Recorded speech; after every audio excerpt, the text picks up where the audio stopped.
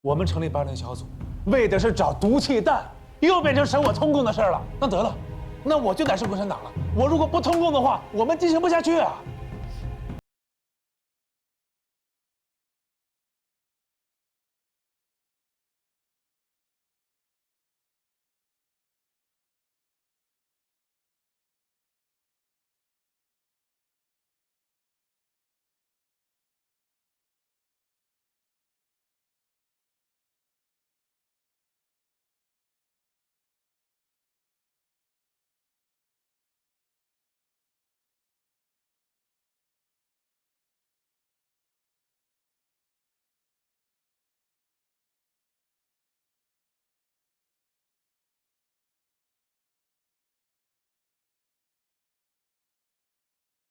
我怀疑这个山洞就是大乔河野用来生产和储存毒气弹药的地方。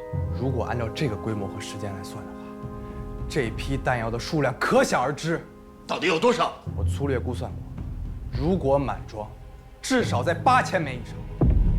安藤之前交代过，大乔一直待在最后，就是为了送走最后一批 KW30的细菌弹。现在810里一颗弹药都没有，全部运走了。也就是说，落鹰计划随时可能实施。马上调查大乔的行踪。是。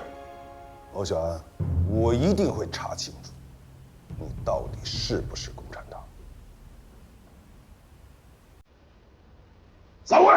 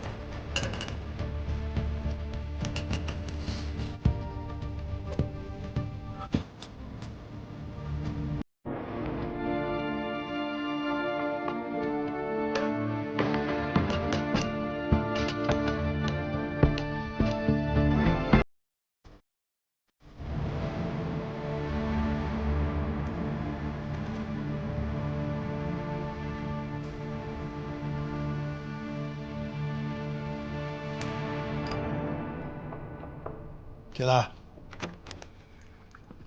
蓝老师，您找我？把门带上。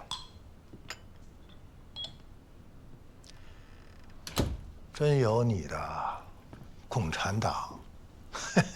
你这是激将法，说给魏清明听的。从我回来，他就一直暗戳戳的想说我通共，我这不让他痛快点吗？810带回的那包东西，是我先看到的。我知道，里面少的那封信，在你那儿吧？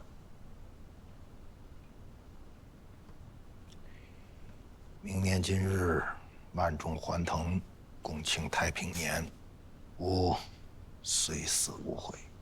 楼明远的字，我还是认识的。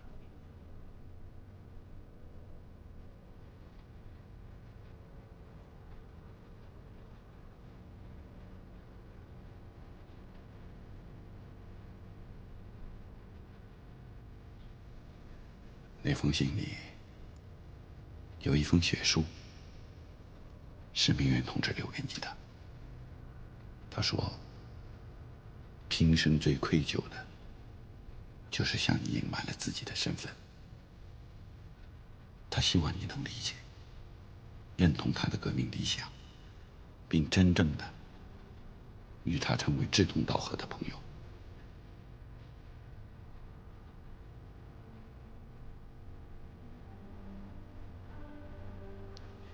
罗明远是在上海被捕的，他的这封信怎么会出现在810的信件当中？肯定是810里边有跟他关系密切的上下级。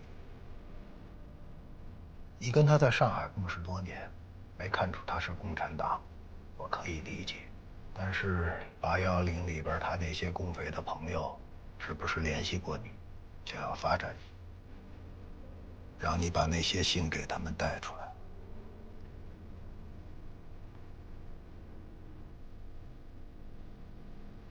他们是发展过我，而且我也答应他们把信带出来，但是这跟他们是什么党派无关，只因为大家都是中国人，大家都一起抗日，如今都被关在日本人的监狱里，当生化武器的实验品。我们像蝼蚁一样被人踩在脚下，每天注射着不同药物，让你发疯发狂。那个时候，能清醒的留下一篇遗书，带给家人，那就是他们人生中最后的希望。我不忍心啊，我不忍心把这最后一点希望都给他们打破。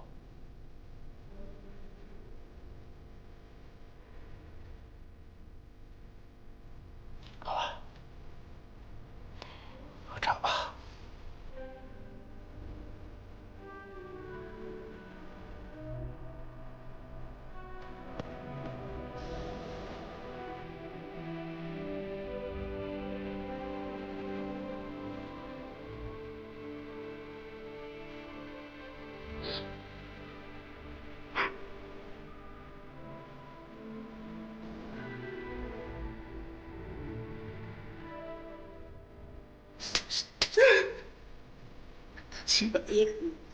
就保证了我们两个，就保证了两个人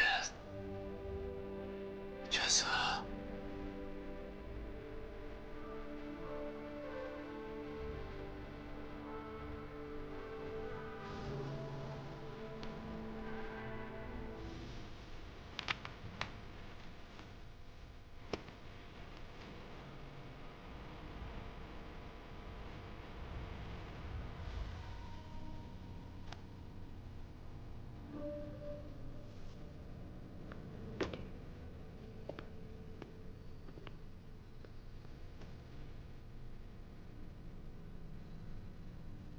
喝口水吧。不喝了。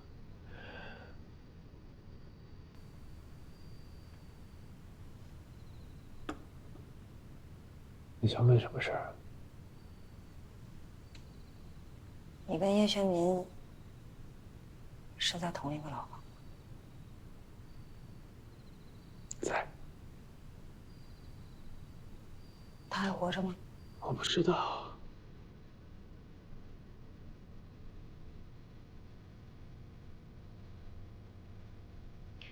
你现在什么事你不确定？我跟叶学民还有810里的其他共产党，我是靠9548联系的。那些信真的是共产党给你的？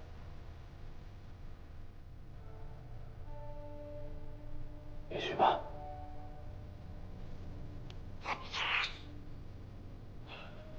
今天魏清明是想靠那些信把我救出来。他是我怎么也没想到是林少棠帮我解围的。庄大乔找毒气弹，也是他林少棠提出来的。他肯定有他的目的。不管他有什么目的，只要大乔想把六营计划继续下去，他就得联系我们站里的间谍。只要他敢联系间谍，我们就能把他抓出来。站里除了林少棠，肯定还有另外一个替他想做事儿。林少棠没有机会杀安藤，大乔也舍不得他这种级别的间谍去摸这个东西。他们藏得太深了，我们想在站内把他们找出来的话，太难了。总会有办法的，我再想想其他办法。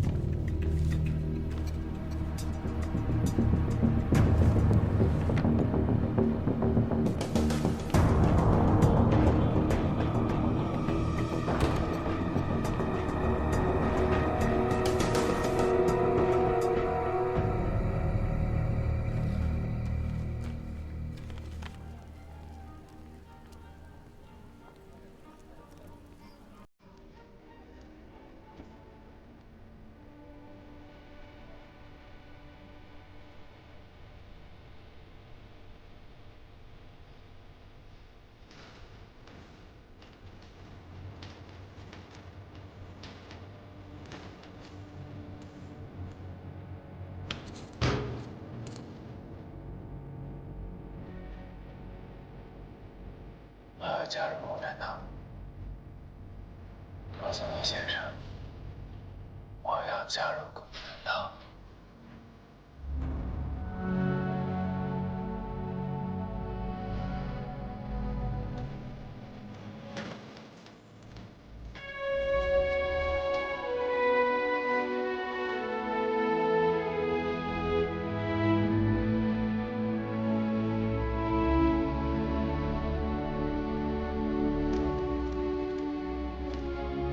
经过长时间的考察，昨天我们几个同志研究了你的入党申请。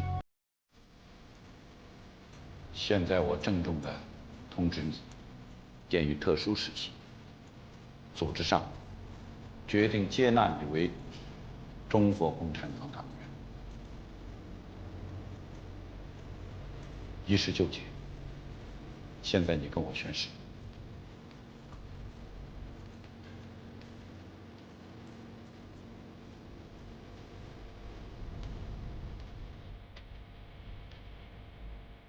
我宣誓：一、终身为共产主义事业奋斗；二、党的利益高于一切；三、遵守党的纪律；四、不怕困难，永远为党工作；五、要做群众的模范；六、保守党的秘密；七、对党有信心；八、百折不挠，永不叛党。宣誓人：欧小安。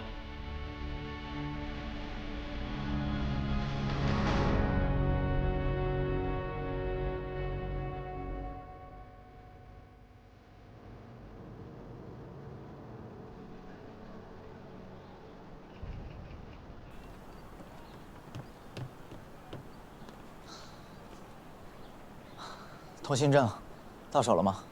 能帮你们做这个事情的人又不止我一个，为什么总是抓着我不放？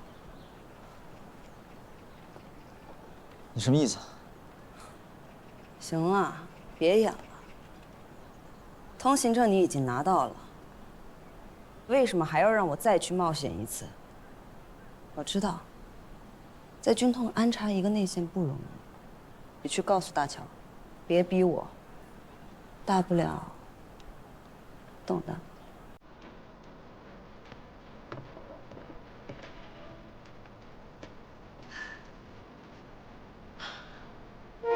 日本人目前挑选路线的首要原则就是安全隐蔽，他们绝不会挑选极易暴露的开阔地带。这里，腊戌东侧一带，云南西南与缅甸交界处，目前可以排除。剩余的几条线路里，这里由于泥石流的原因，目前已经无法通行。如果他们走水路通行呢？缅甸境内所有的口岸和河流都在我们和友军的掌控之下。那这么下去，这件事岂不走进了死胡同？远征军已经加派兵力，在入境缅甸的各个路段增加关口盘查，但是到了现在一点消息都没有。现在看，缅甸已经光复了，整个滇西地区也在我军的掌控之下，所以只要控制住中印公路、滇缅公路，把这几个要塞把住，大乔想进境内不是那么容易的事儿。站长，我建议给云南方面发一封紧急电报，让边境检查站对进出车辆做严格检查，如果发现可疑车辆，立刻进行扣押。马上去发。是。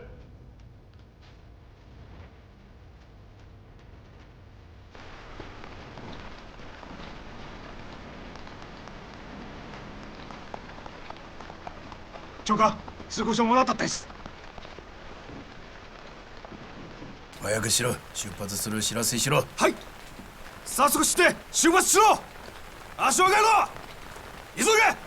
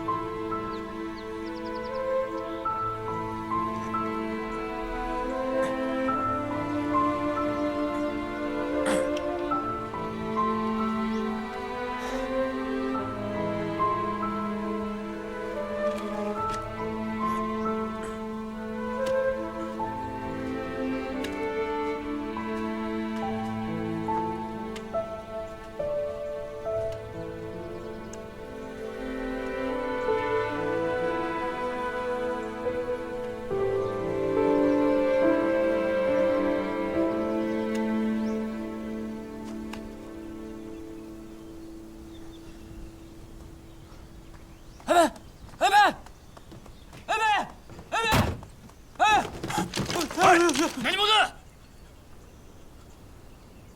アホじゃないのか。やば、早く進もう。この周りに中国がいる。まずは殺せ。山でこれ。我哪里的过来？一团团什么的？我哋は日本人だ。軍人だ。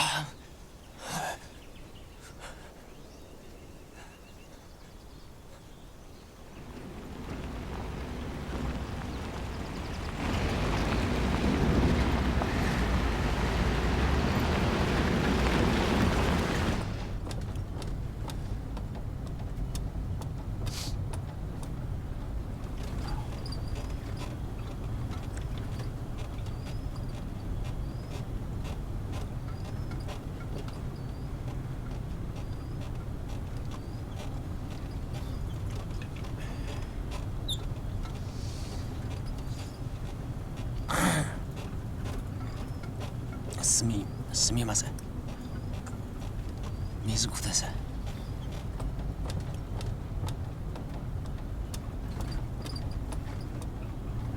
どうも。前も民意が死した後見出したのか。俺ら正体はあの山で何人に隠れた小竹君があの運転手殺さなければ生きて見出すのは不可能だった。名前は？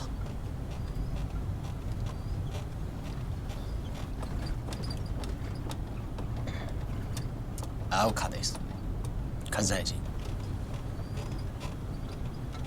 口から聞けばなんか不思議だよな。関西のどこや？大阪です。俺は奈良やね。あんたの配属はどこだ？第4下后会第37連隊。37連隊？これだけ？これだけ？なんや？こいつはお前の仲間だ。お前の連隊、言った通り全滅したわけじゃないのか。生き残る奴がいる。こいつは関西人で戦友でもある。お前なんで嘘ついてんや。こいつ見たこともねえ。俺の仲間じゃねえや。見やがれこれ。止めたねや。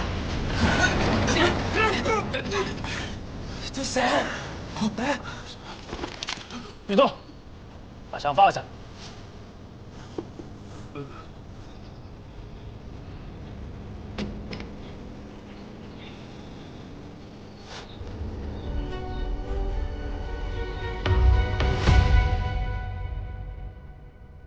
日本溃兵是缅甸光复之后，时不时就能在边境附近抓到溃逃的日本兵。哎，有没有毒气弹，还有大桥黑的消息啊？没有。我们已经让各个检察所加强了对滇缅公路车辆的排查。凡是货运车辆一律开箱检查，也没有发现任何可疑车辆。除了你们军统特批的运输证。运输证？是。现在还有吗？比如说几天前吧，就有一行5辆卡车，他们拿着你们军统特批的水路交通运输证过境，检察所也无权检查，只好放行了。哪个站的？这个我们就不知道了。证上盖的是你们的章，我们确实没有差异。好，我知道了。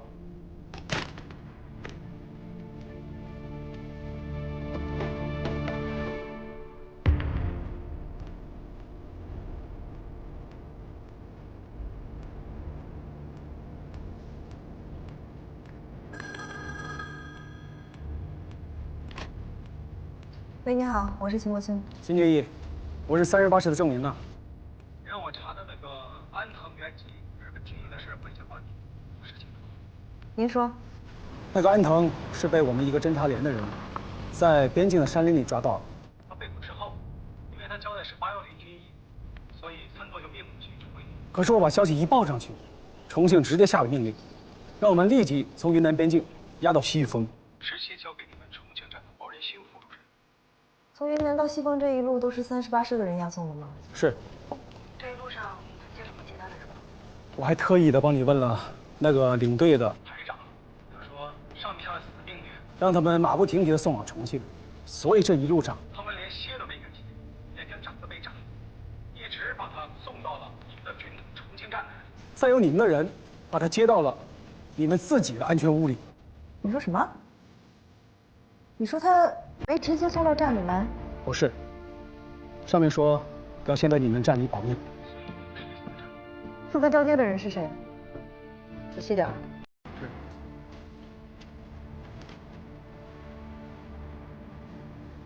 杨秘书，怎么了？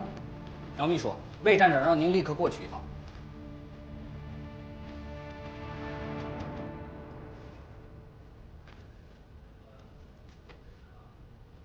他有说什么事儿吗？说是有支车队拿着军统特批的通行证过了滇缅边境的检查站，魏站长让您去查查最近哪个站批的通行证是什么任务。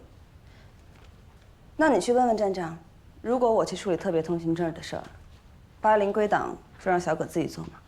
是。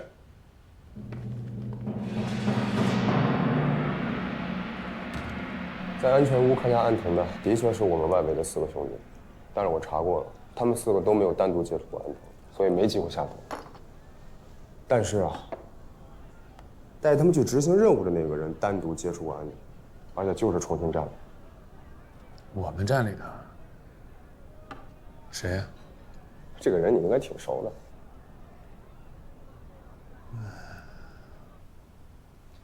苗秘书正在监视810资料的归档，他让我过来请示，归档这个事是不是可以让小葛独自处理？他去查车队通行证的情况。让他接着归档，把毛人兴给我叫来。毛副主任，站长，毛副主任已经休假很久了，说是在云南那边水土不服，需要在医院治疗。他说是您批的假。我什么时候批他假了？去查，他在干什么？岳站长啊，你什么事儿？我有事汇报毛人兴的事儿。站长，你什么事儿？毛人兴在哪儿？照这么说，毛人兴就是那个日本间谍。安藤元吉在安全屋的时候，就是毛人兴负责看押，他们单独接触的机会非常多。按时间线上来看，是完全冷死的。再加上现在毛人兴突然消失，所以很大程度上证明他是日本奸细。小苗，他那通行证是从哪儿搞到的？从我这儿偷的。从你那儿偷的？是。老冯，不是给的就好。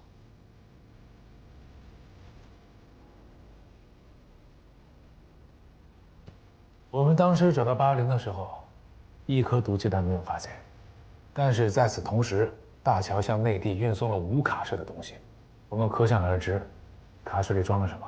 如果毛人兴真的去接应大乔和也，必须立即抓到他。已经通知各个站点去排查拦截了，还没有消息。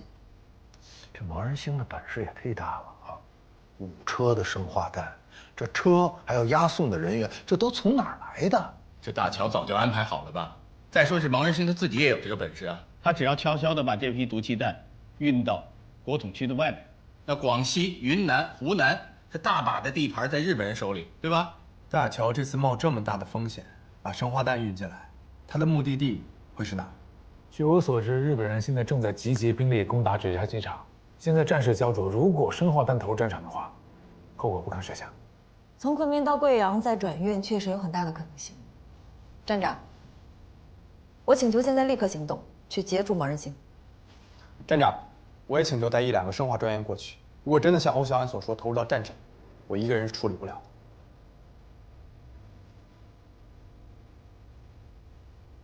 站长，抓住毛人兴，事情都清楚。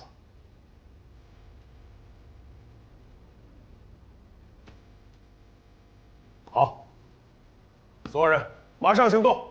是。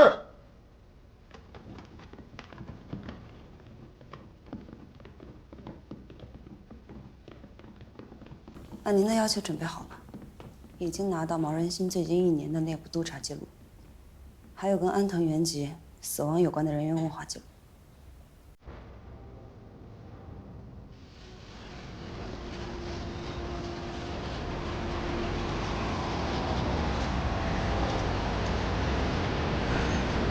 下车，例行检查。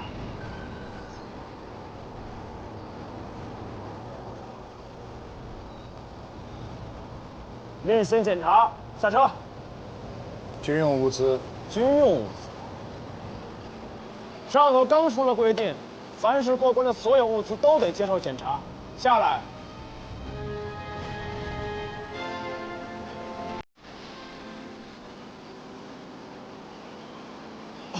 原来是军统长官啊！抱歉抱歉。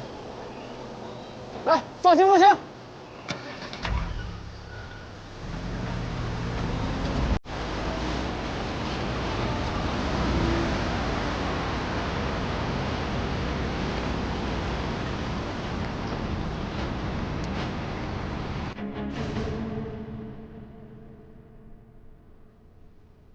毛人兴经常在外留宿。是的，站长。你负责内部督查这么多年，他这个级别不能随意在外留宿，你不知道吗？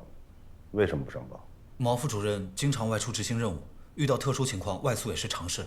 而且如今时局好转了，长官们忙里偷闲出去办点私事，会会女人，我们也都是睁一只眼闭一只眼。毛人兴犯的是通敌卖国的罪，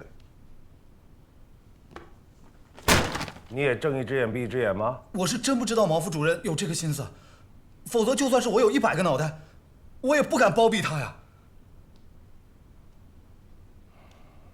毛人兴去缅甸前见过谁？去过哪儿？也没有什么特别的。哦，他去过一趟季风公司，拜访秦季如。秦墨卿的哥哥。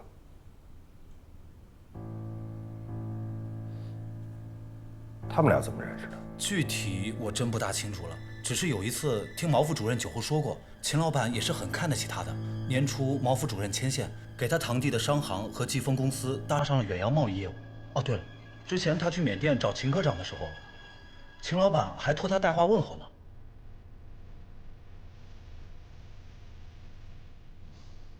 有点意思。你记住了，下次不许再犯。是。下去。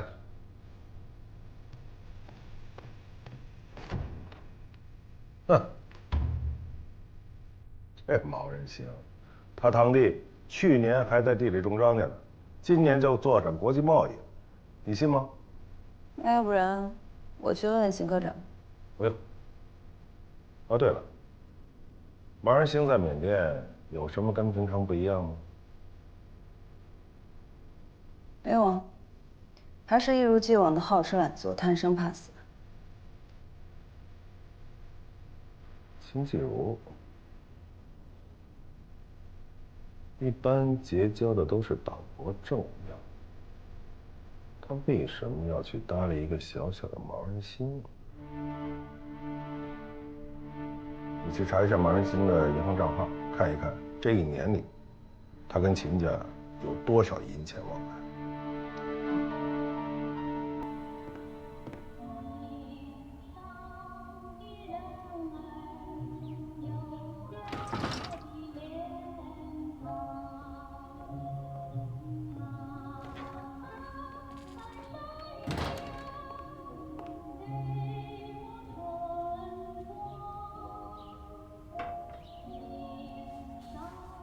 老爷，毛人兴让人兄弟来送信了，说货4天后就到了，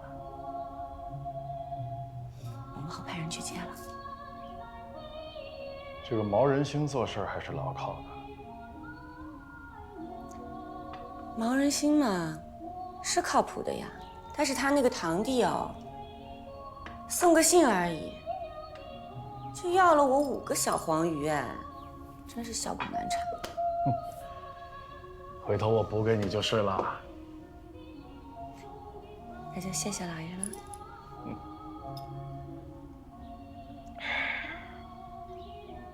党国有家规的，内部人员是不能做生意的，所以他也是冒着巨大的风险，这才借他堂弟的生蚝过桥，掩人耳目。所以他堂弟想挣点小钱，不用跟他计较。对了，回头给毛人兴那个私密账户打些钱去，算是他这一次的辛苦费了。眼下局势不好，他干的也是卖命的事儿。明白，我办事你放心的。老板，我说过，我这个人绝不徇私，更不会逃避责任。我这儿有点新的发现，我先给你通个信儿。这什么？这是毛人兴1年的督查记录，什么外宿不归啊、贪污受贿这点小事儿，跟这新发现相比啊，哎呦，那根本就不算什么。毛人兴的堂弟有个商号，那就是个空壳公司。秦墨卿他哥秦季如的季风公司往里砸了大把的钱。秦季如是个商人啊，他不会做赔本买卖。这秦季如在上海跟日本人打过交道，我听说啊，大乔就曾亲自上门拜访，游说他跟日本人做生意啊，答应没答应我不知道。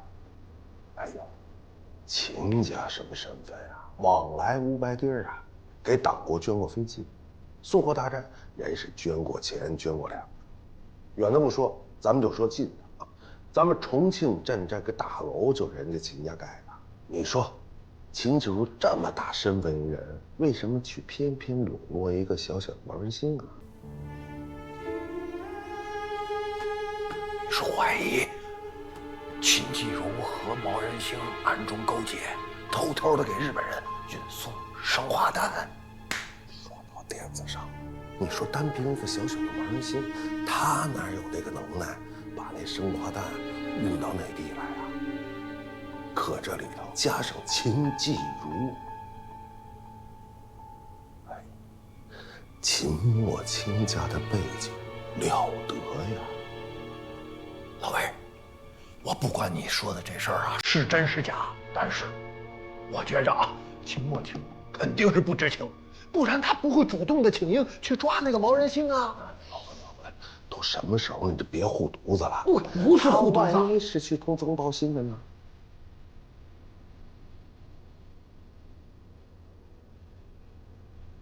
我跟你说，只要是王仁信跟秦继儒脱不开关系，秦墨卿很难自证清白。这个道理你比我还明白吧？老魏啊，咱俩现在可是拴在一条绳上。王仁信和秦墨卿，只要出了一点这方面的事情，你想以老板这脾气，能给咱俩解释的机会？这欧孝安就是个例子呀。老魏，这个我拿回去，我仔细再看看啊。你先别急啊。对，你再看看有什么疑点。哎，好。哎，我跟你说，不能出事儿。哎，好。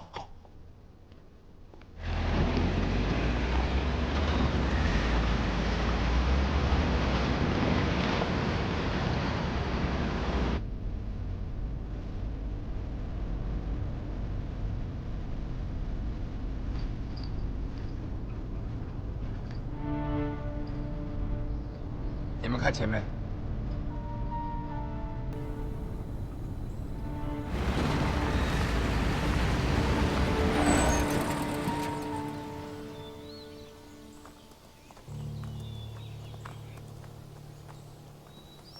请问是重庆站的几位长官吗？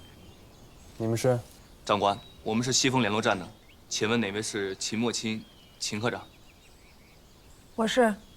秦科长，我们刚刚接到文副站长的密电，急召您立即回豫。什么事儿？具体缘由还没有交代。我现在事情还没办完呢，回不去。秦科长，您别为难我们。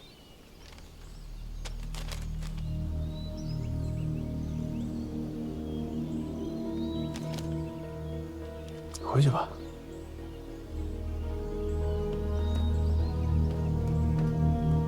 这边请。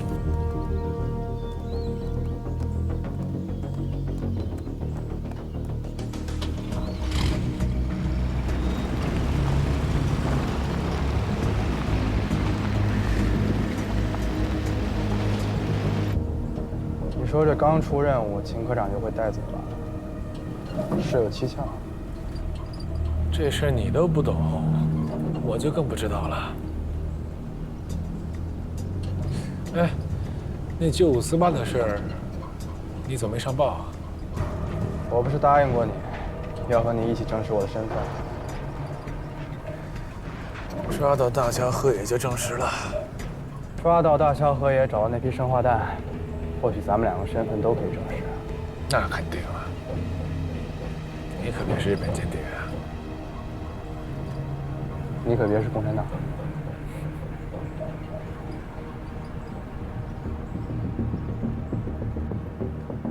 秦科长，秦科长好。秦科长，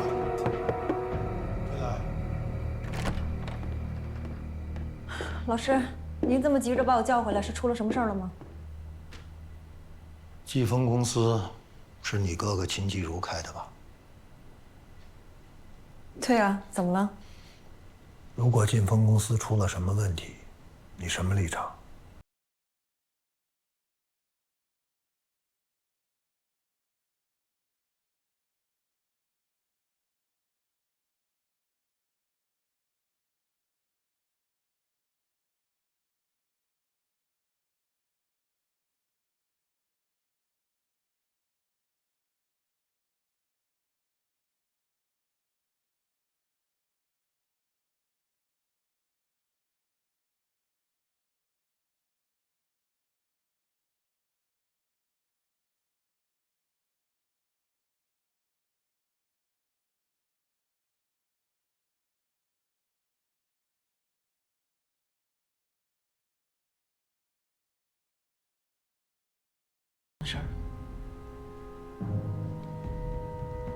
这是毛人星的一个秘密账户，3年以来，很多笔进账都是季风公司打给他的。